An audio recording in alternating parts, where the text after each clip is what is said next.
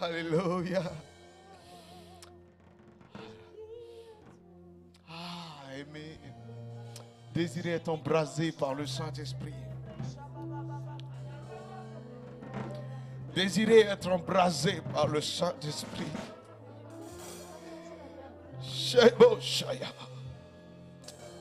Aimer la présence de Dieu. Amen. Je vais m'arrêter pour prêcher. Alléluia. Wow. Alléluia. Ah, Saint-Esprit. L'Esprit de Dieu est une réalité. Alléluia. Saint-Esprit est Dieu. Amen. Merci au groupe musical. Alléluia. Oh, sans la présence de Dieu est tellement forte. Alléluia. Le thème du message que je vais partager avec vous, c'est embrasé par le feu du Saint-Esprit. Amen. Embrasé par le feu du Saint-Esprit. Alléluia. Embrasé par le feu du Saint-Esprit. Vous savez, dans de nombreuses assemblées, le Saint-Esprit n'est plus à l'œuvre. La passion, la ferveur, la chaleur, la détermination, le zèle ont quitté les cœurs. Le zèle a disparu. Vous savez, l'image qui me vient en tête quand je pense à ce zèle qui a disparu, c'est Matthieu chapitre 25. Jésus-Christ qui raconte la parabole des vierges. Et il dira, les folles parmi elles, dire, nos lampes s'éteignent.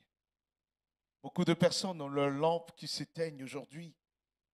Elles ne sentent plus la passion, traînent les pas pour venir les dimanches à l'église. Ne sentent plus le feu de Dieu, le feu de la présence de Dieu, les trains du Seigneur. D'autres ne prennent plus plaisir aux choses du Seigneur, mais prennent plaisir uniquement aux choses de ce monde.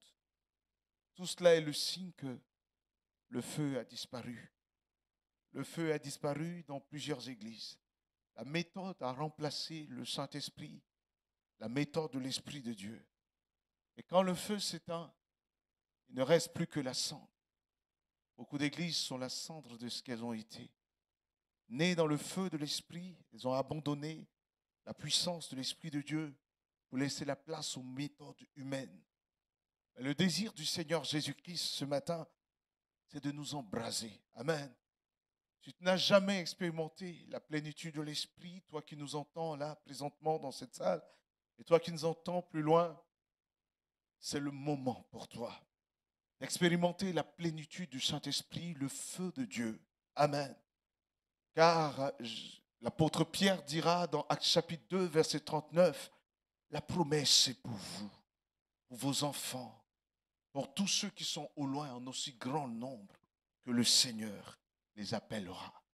Si Dieu t'a appelé à lui, il t'a appelé à vivre la plénitude du Saint-Esprit, à vivre le feu de Dieu, à être embrasé par Dieu. Qu'est-ce que le feu de Dieu? Pour comprendre le feu de Dieu, le premier élément qu'il faut comprendre, c'est que Dieu est considéré comme un feu. Et dans Hébreux chapitre 12, verset 29, la Bible dit « Car Dieu est un feu dévorant ». Et dans Malachie chapitre 3, la Bible parle de lui comme le feu du fondeur. Et dans Ésaïe chapitre 4, verset 5, la Bible dit qu'il fait descendre des flammes éclatantes pendant toute la nuit, symbole de sa présence. Dans Matthieu chapitre 3, verset 11, la Bible dit « Il nous baptisera de feu et du Saint-Esprit ». Le feu.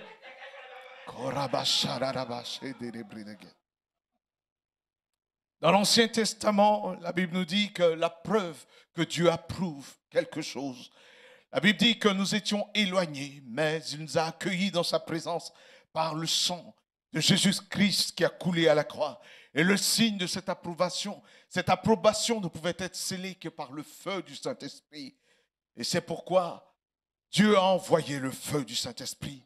Dans Lévitique chapitre 9, verset 22 au verset 24, lorsque Aaron va présenter le premier sacrifice au Seigneur, le signe de l'approbation de ce sacrifice, c'est le feu qui est descendu et la gloire de l'Éternel est apparue. Le feu a consumé l'holocauste. Tout sacrifice agréé. Et la Bible dit, nous sommes des sacrifices vivants devant Dieu le Père. Et tout sacrifice agréé est ponctué par le feu qui consume le sacrifice. Dieu dit à Abraham, lorsque Dieu scelle son alliance avec Abraham, il lui dit, prends des bêtes. Abraham prend 5 bêtes qu'il découpe. Et Dieu, pour sceller la promesse dans Genèse chapitre 15, verset 17, la Bible dit, la flamme de l'Esprit de Dieu, la flamme de Dieu se promenait au milieu de l'Holocauste, devant l'autel qu'avait dressé Moïse. Ce fut là le signe de l'approbation. Lorsque Dieu approuve, il envoie le feu. Dans Juge chapitre 13, lorsque Manoach se retrouve devant Dieu à offrir un sacrifice, la Bible déclare qu'il va offrir un sacrifice parce que Dieu lui dit, je donne un fils. Il dit, je veux un signe de cette approbation. Il offre un sacrifice. Et la Bible dit, l'ange de l'Éternel montait au milieu des flammes de feu. Le feu est le signe de l'approbation. Lorsque Élie, devant les prophètes de Baal, va vouloir donner les preuves de la présence de Dieu, de la divinité de Dieu. Lorsque tu demandes à Dieu de donner la preuve de sa présence, Dieu répond par le feu. Et Élie pouvait dire, le Dieu qui répond par le feu sera le véritable Dieu. Et la Bible dit dans 1 Roi chapitre 18, verset 38, le feu descendit du ciel et consuma l'Holocauste. Le feu est le symbole de la présence de Dieu. Là où Dieu se tient, le feu est présent.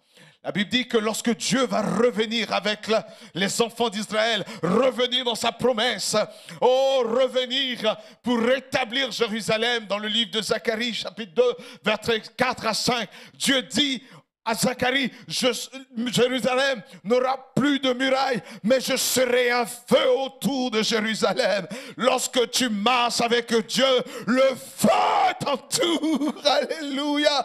Dieu répond par le feu, qui est le symbole de l'approbation de Dieu. Lorsque Moïse se retrouve sur la montagne, la Bible déclare que Moïse va regarder une vision extraordinaire. Le buisson qui était tout en feu et qui ne consumait pas, qui était le symbole de la présence de Dieu. Dans Exode chapitre 13, la Bible dit, lorsque le peuple marchait dans le désert, la Bible dit qu'il y avait une colonne de feu pour les éclairer devant la nuit. Lorsque Dieu marche avec toi, une colonne de feu marche au-devant de toi. Alléluia.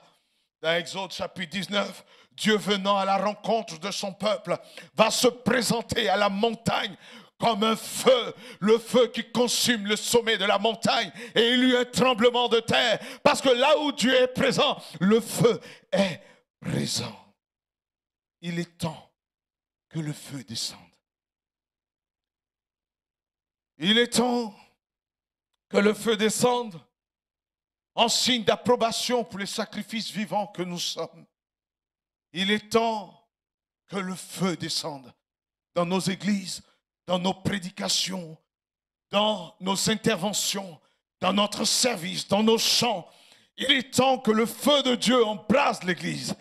Aujourd'hui, le feu qui s'est éteint va s'allumer parce que nous sommes à la fin des temps et que Jésus revient bientôt. Il se fait entendre un bruit qui annonce que Jésus revient bientôt. Et l'église a plus que jamais besoin du feu de Dieu.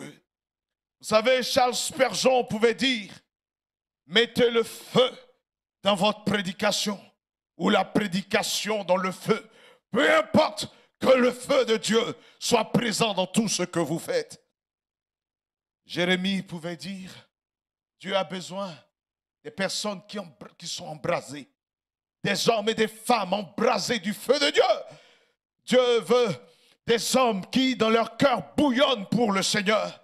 Dans Jérémie chapitre 20, Jérémie était un prophète qui était embrasé par le feu. Il était le prophète du feu. La Bible dit, lorsque même fatigué dans le ministère, fatigué par l'épreuve, il voudra arrêter. Dans Jérémie chapitre 20, verset 9, il dira, c'est comme un feu dévorant. Je vais arrêter, mais je ne le puis. Je veux m'arrêter, je veux laisser tomber, mais je ne peux pas parce qu'il y a un feu dans mes os. Il y a un feu dans mes os. La Bible dit qu'il y avait le feu dans les os d'Élisée.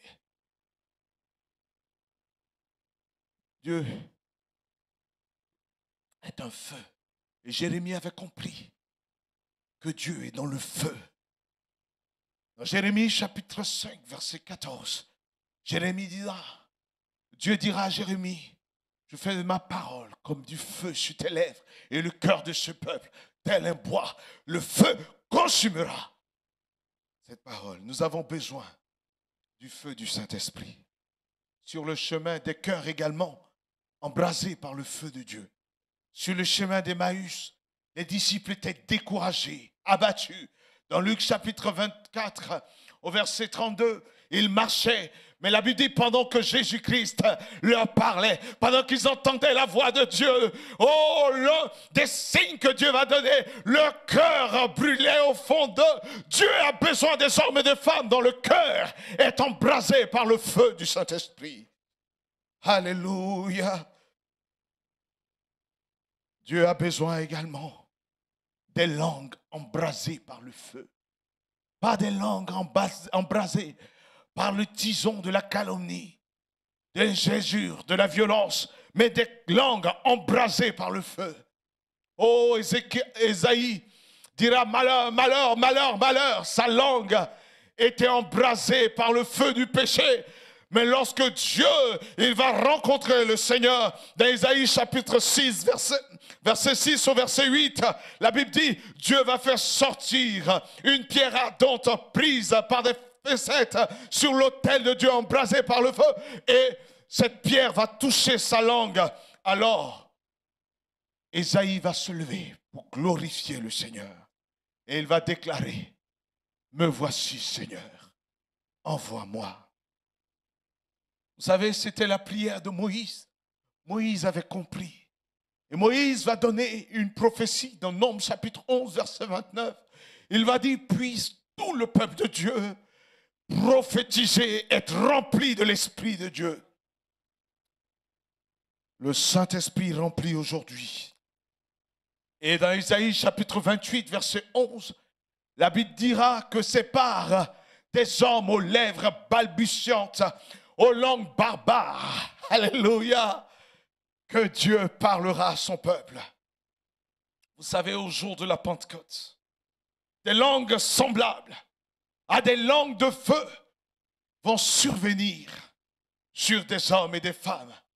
Je disais au premier culte que j'ai pris l'avion de Dallas, j'arrivais à Paris, et pendant que j'étais dans l'avion, 12 heures de trajet, mais le Saint-Esprit, dès le début, l'Esprit de Dieu me dit, parle en langue, commence à me prier en langue. Évidemment, pas en criant, mais je me suis mis à parler en langue. Je ne savais pas ce que je disais. Je ne savais pas, mais je savais une seule chose, c'est que Dieu trouvait utile en ce moment que ma langue soit embrasée de feu et que je parle en langue. Je me suis mis à parler, je me suis mis à prier. Et au milieu du voyage, pendant que nous survolions le Canada, pendant que je suis en train de prier, continuer à prier, je vois des mouvements, je vois les hôtesses en train de bouger, le personnel de l'avion en train de bouger.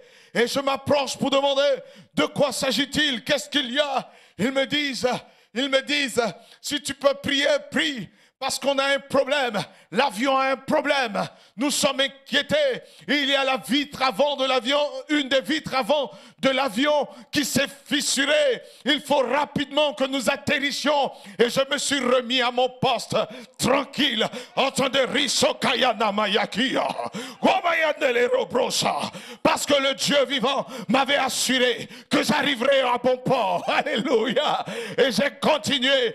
L'avion a été détourné jusqu'à Chicago. Il fallait arriver jusqu'à Chicago.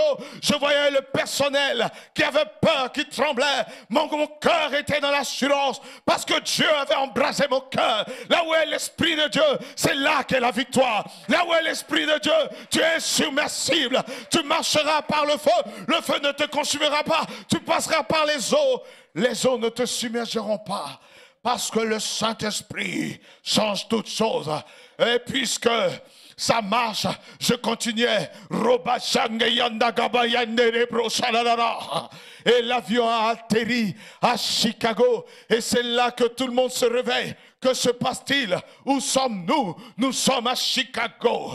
Parce que le Saint-Esprit avait besoin d'un détour. À Chicago, j'ai pu annoncer l'évangile à des personnes qui ont donné leur vie à Jésus. Pour aller à Chicago, il fallait que le Saint-Esprit puisse détourner. Amen. Nous avons besoin d'être embrasés par l'Esprit de Dieu. Oh, alléluia. Vous savez, lors de la fête des tabernacles, c'est un événement particulier. La fête des tabernacles se déroulait pendant 7 jours, entre le 15 et le 21 du mois de Tisri, qui correspond au mois de septembre, entre le mois de septembre et octobre, selon Flavius Joseph. Donc cette fête était populaire, était l'une des plus populaires au temps de Jésus-Christ. Et le dernier jour de la fête, le sacrificateur, après qu'une bonne partie du peuple ait jeûné, ils avaient soif. Et le sacrificateur se tenait au milieu du peuple, pendant que tous l'environnaient. Et puis le sacrificateur prenait une coupe remplie d'eau.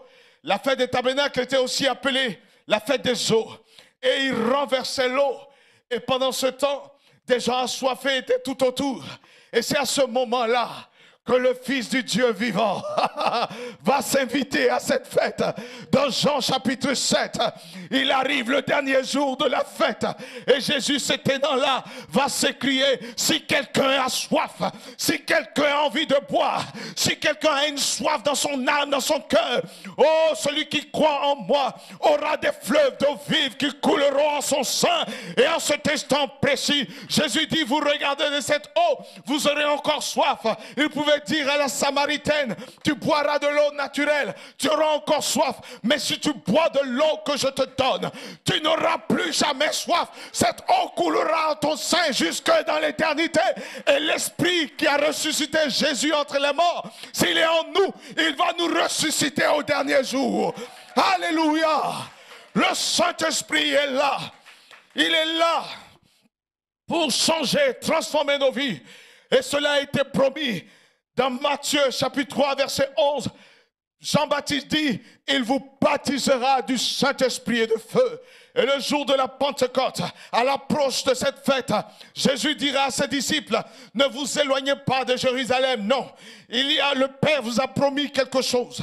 Il vous enverra ce qu'il a promis. Et au jour de la Pentecôte, ils étaient tous assemblés en un seul lieu, en train de prier. Et là, le feu de Dieu va descendre du ciel. Et la Bible dit dans Actes chapitre 2, verset 2, tout à coup, dis avec moi, tout à coup, alléluia, tout à coup, tout à coup, tout à coup, tout à coup, un bruit comme celui d'un vent impétueux.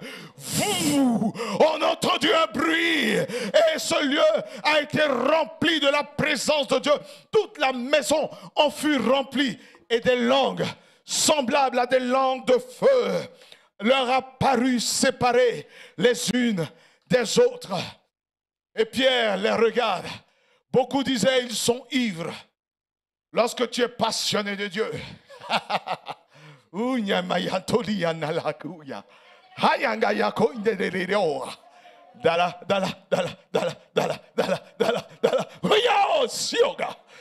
tu es passionné de Dieu, on te regarde, on dit: mais il est bizarre, il est bizarre.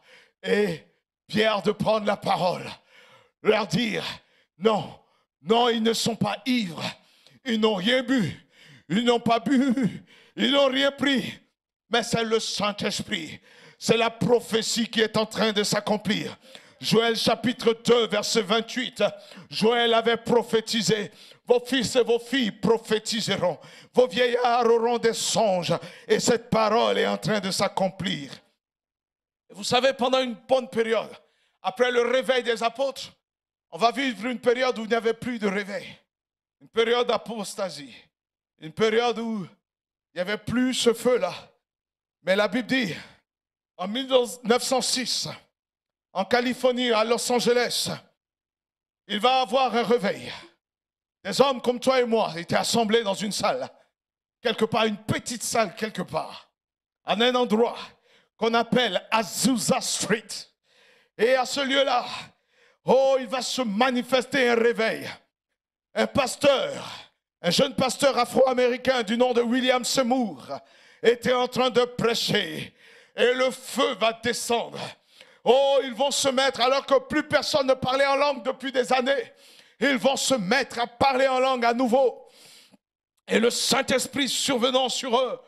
Oh, la Bible nous dit, lorsque l'apôtre Pierre, Paul plutôt, va rencontrer les disciples dans Actes chapitre 19, verset 2, il va leur poser la question. L'avez-vous reçu lorsque vous avez cru? As-tu reçu le Saint-Esprit lorsque tu as cru?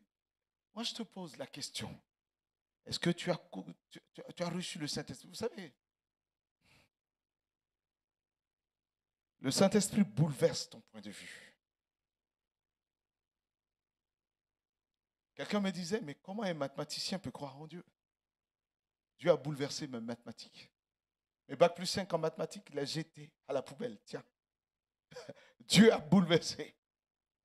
Je crois en un Dieu vivant, glorieux, qui ne change pas, qui est immuable et qui baptise du Saint-Esprit, qui envoie le feu, qui transforme les vies, qui change des gens ordinaires en tisons de feu. Vous pouvez être rempli du Saint-Esprit. Voilà la réponse. Parce que l'apôtre Paul pouvait dire, dans Éphésiens chapitre 5, verset 18, soyez remplis du Saint-Esprit. Et Jésus d'enseigner, si méchant comme vous l'êtes, vous savez donner de bonnes choses à vos enfants. À combien plus forte raison le Saint-Esprit. Le Père ne vous donnera-t-il pas le Saint-Esprit? Lorsque le Saint-Esprit, quand le feu descend dans la vie d'une personne, que se passe-t-il? Qu'est-ce que le feu apporte? Le feu change. Vous savez, quand je n'avais pas le feu de Dieu, j'étais chrétien. Je venais à l'église, j'étais frustré, j'étais mal. J'avais des blessures intérieures. Quand je venais à l'église, j'avais l'impression que tous les frères me regardaient mal. C'est moi qui avais toujours l'impression que, voilà, quand je venais même pour aller à l'église, je traînais les pas. Et lorsque l'Esprit de Dieu m'a touché, lorsqu'un jour, lors d'un culte, on a dit quels sont ceux qui veulent être baptisés du Saint-Esprit, je me suis levé. Le pasteur a prié, prié, prié. Je n'ai pas été baptisé du Saint-Esprit. Et lorsque le pasteur a dit, asseyez-vous, beaucoup ont été baptisés du Saint-Esprit ce jour-là. Le pasteur a dit, ceux qui sont baptisés du Saint-Esprit, levez-vous. Et à ce moment-là, j'ai dit, je me lève par la foi. Et quand il a dit, levez-vous, quand je me suis levé, j'ai vu l'Esprit de Dieu me remplir. C'était comme des tourbillons d'eau qui étaient en moi. Je sentais le feu du Saint-Esprit. Ce jour-là, j'ai parlé en langue pendant 24 heures. Pendant 24 heures, sans m'arrêter. Beaucoup de personnes n'arrivent pas à prier. N'arrivent pas à jeûner. Lorsque le Saint-Esprit remplit un cœur, le jeûne, la prière devient un exercice succulent. Lorsque tu te mets à prier, ta vie est continuellement une vie de prière. Je vais te dire une chose. Si tu n'arrives pas à trouver de remède à ton manque de zèle, à ta lourdeur, le Saint-Esprit est le remède. Un chrétien rempli du Saint-Esprit est différent. Dans 1 Samuel chapitre 10, verset 1 Samuel chapitre 10, verset 6, Samuel dit à Saül, l'Esprit de l'Éternel te saisira et tu seras changé. Tu prophétiseras et tu seras changé en un autre homme.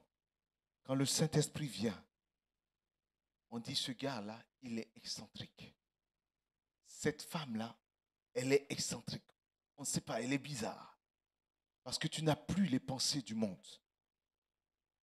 Il change tes angoisses en sujet de joie. Tu passes par l'épreuve, ton cœur se réjouit. Tu es confronté aux oppositions, mais ta victoire et ta foi s'en trouvent grandies. Tu luttes dans ta chair, mais ton esprit est renouvelé dans ton être intérieur. Tu regardes l'œuvre de Dieu et tu as envie de participer à l'œuvre. Tu veux manifester, tu commences à manifester le surnaturel de Dieu. Vous savez, je vais vous dire une chose. Si tu veux vivre l'extraordinaire de Dieu, laisse le Saint-Esprit ce matin. Ne pars pas d'ici. Il faut le désirer, il faut avoir soif. Je vais terminer rapidement. Quand le Saint-Esprit arrive, il pousse les hommes à reconnaître Dieu comme Seigneur et Sauveur. Lorsque Pierre va prêcher par l'Esprit de Dieu, les gens vont lui poser la question, Acte 2, verset 37. Hommes frères, que ferions-nous? La Bible dit, il jure le cœur vivement touché. Quand le Saint-Esprit arrive, il convainc de péché, de justice et de jugement. Jean chapitre 16, verset 8. Quand le Saint-Esprit arrive, quand le feu arrive, il fait fuir le serpent. Et le serpent, c'est le diable. Lorsque le feu est sur toi, les démons ne peuvent pas te supporter. Les puissances des ténèbres ne peuvent pas te résister. Dans Exode chapitre 13, verset 21, les enfants de Dieu, quand ils marchaient dans le désert, leurs ennemis voyaient le feu. Quand tu as le Saint-Esprit, c'est le feu. Les sorciers voient le feu. Les mystiques voient le feu. Les puissances des ténèbres voient le feu. Il y avait une jeune dame qui allait prêcher dans une région. Quand elle est arrivée, les sorciers du village sont venus lui dire, toi, tu ne vas pas passer la nuit. Tu es venu ici, tu ne vas pas passer la nuit. Et bien évidemment, la sœur a allé se coucher. Et elle s'est endormie. Le lendemain, une dame, une vieille sorcière, l'approche, elle lui dit, les soldats que tu as envoyés là, tu les as pris où?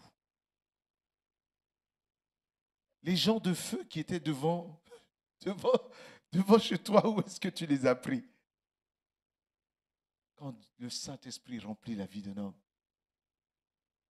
les sorciers te voient et fuient. Vous savez, je travaillais quelque part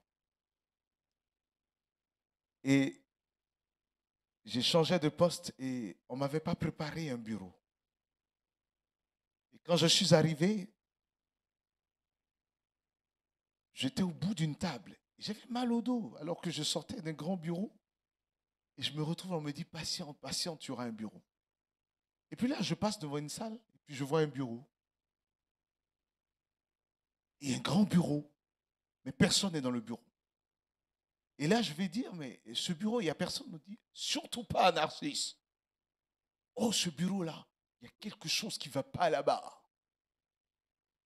Oh, j'ai dit, non, je veux ce bureau. On me dit, non, Narcisse, nous t'aimons. Il ne faut pas mourir. Là, ce bureau-là, il y a une onde mystique là-bas. J'ai dit, mais donc c'est pourquoi il n'y a personne dans ce bureau? On me dit, oui. Il y a une collègue, je dis, non, j'irai dans ce bureau demain. Elle est revenue, elle me dit, j'ai ramené des pierres. Tu mets aux quatre coins. J'ai dit, laisse tes pierres.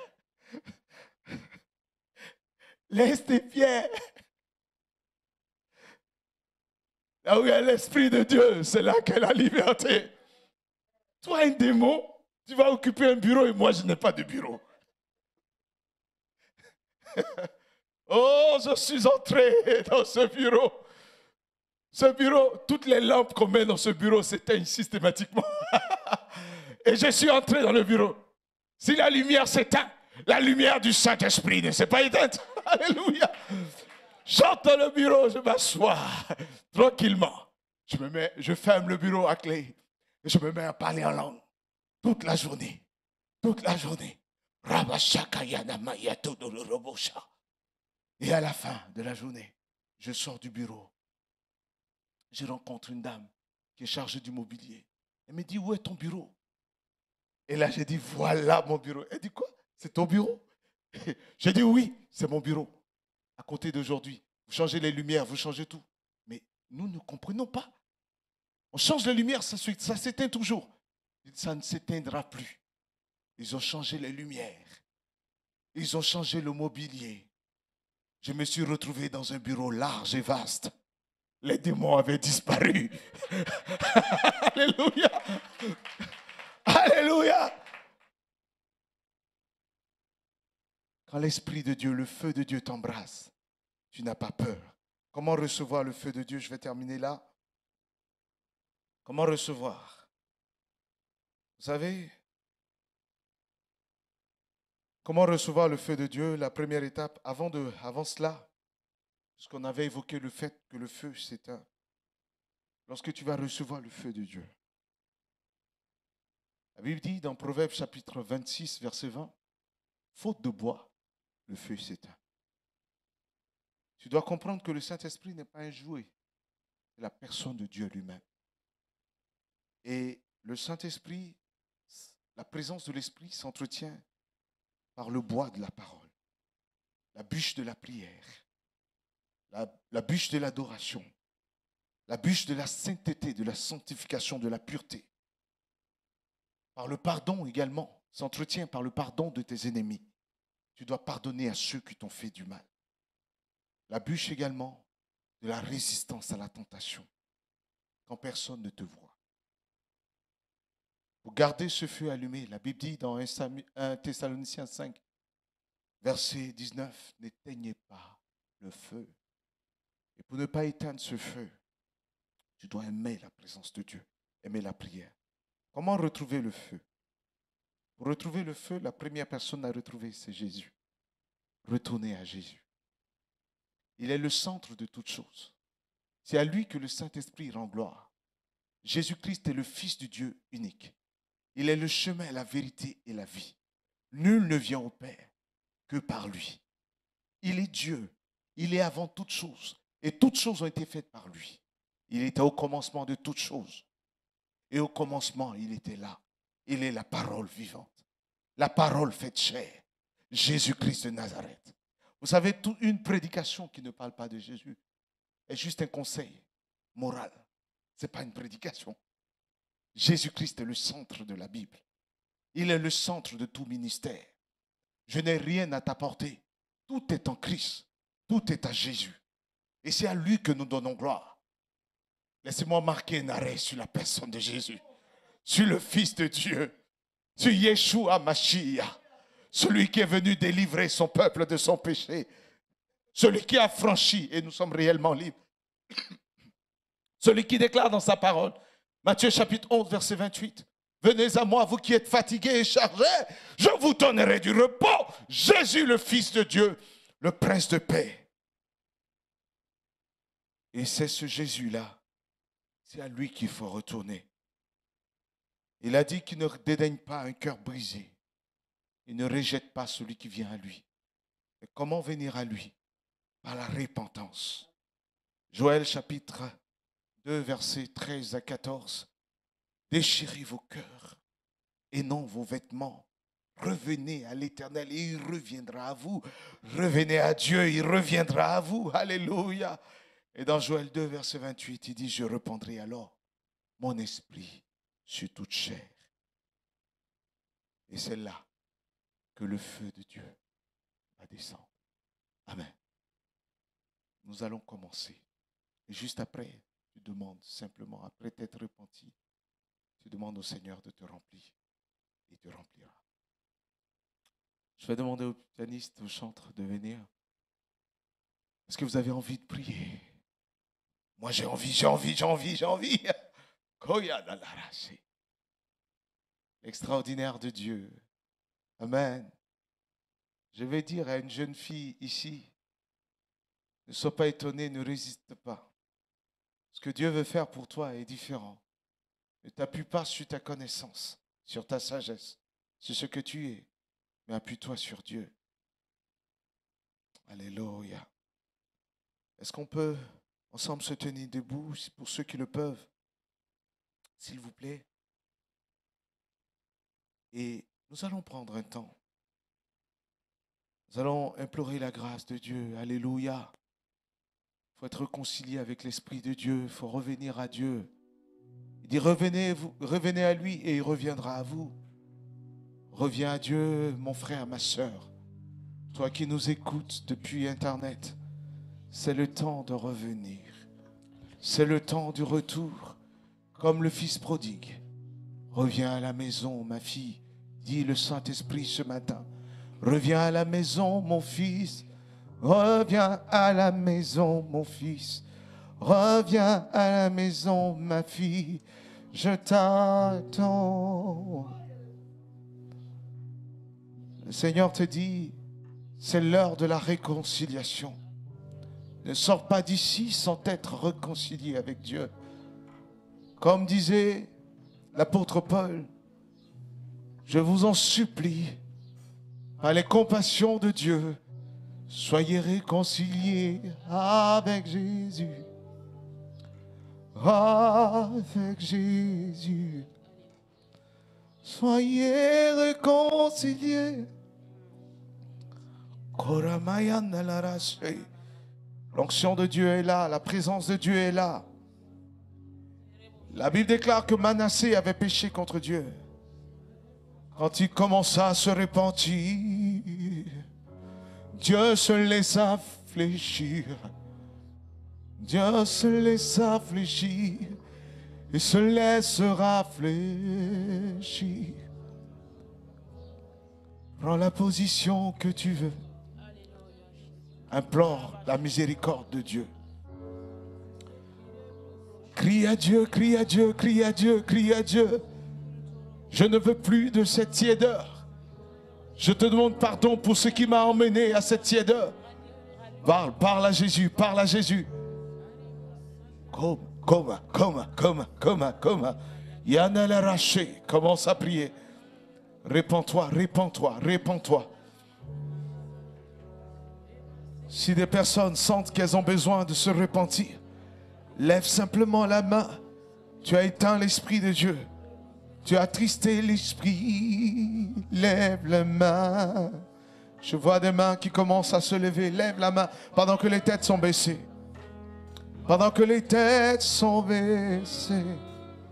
Le Seigneur dit à un moment donné, tu ne m'as pas fait confiance. Tu as perdu confiance en moi.